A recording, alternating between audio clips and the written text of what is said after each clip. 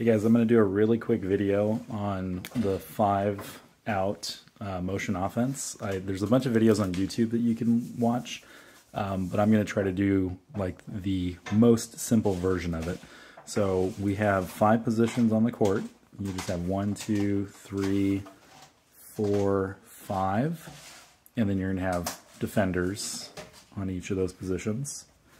And all we're trying to do here is we're trying to space out, keep everything separated, and then we're going to try to stay in motion. We're going to try to keep moving. So the ball's going to start here, and each player is going to end up in every single position. So it's positionless.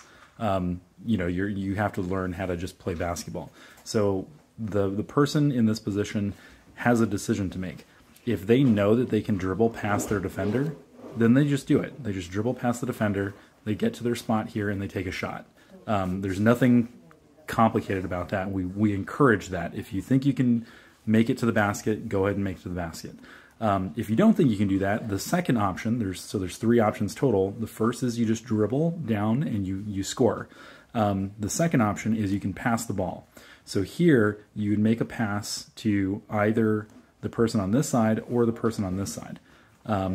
After you make that pass, you're going to run towards the basket, and you're always going to run towards the basket on the side of the defender closest to where the ball is.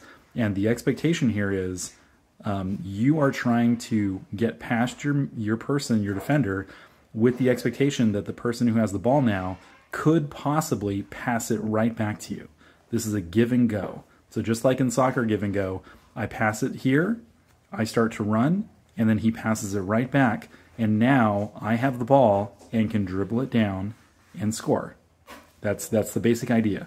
So every time you pass the ball like this right here, you are going to make a run towards the basket with the expectation that this person could pass the ball back to you. That's the expectation. Now, if you can't get this pass, if this defender's doing a good job and doesn't let you make this pass, or this defender somehow prevents the pass, then what you do is you just make a run to the basket, and then you're going to run to the opposite corner. So if you pass the ball to the right, you are going to run to the left corner. If you pass the ball to the left, you're going to run to the right corner. And so now, number 1 is here. And here's the second part of the offense is, again, we want to maintain the spacing. We want to make sure that everybody is spaced out. Number 1 is now over here. As soon as number 1 starts to make this run, number 4 is going to move to this position, and number 2 is going to move to this position. So that these 2 folks are going to shift.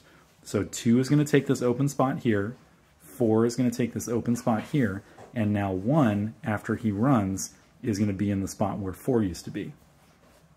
So that should be pretty easy to understand. So let's do that one more time. Let's pretend 3 has the ball and he passes it to 2. Okay? His next action is he's going to run expecting to get the pass. If he does not get the pass, he's going to run towards the basket, and then he's going to run to the opposite corner. So he passed it left, now he's going to run to the right corner. When he does that, the person standing here is going to run along the three-point line to the position that is now open. So at the end of this action, number 2 is going to have the ball, 5 is going to be here because he's going to move here, and 3 is going to run all the way over to this corner. And so now we're all back into this outside position. That's all there is to this offense. The only difference here is that if you end up with the ball here in the corners and you make this pass, you pass the ball here, you're passing left, so what you would normally do is you would make this run, expecting the pass, and if you don't get it, you would go to the right, but there is no position on the right.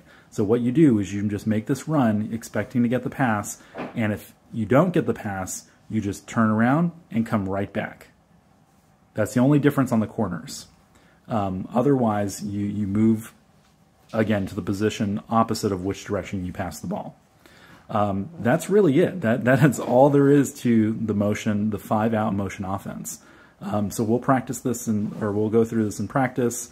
There are some extra things that we're going to add to this, like you don't always have to just pass the ball and then make a cut.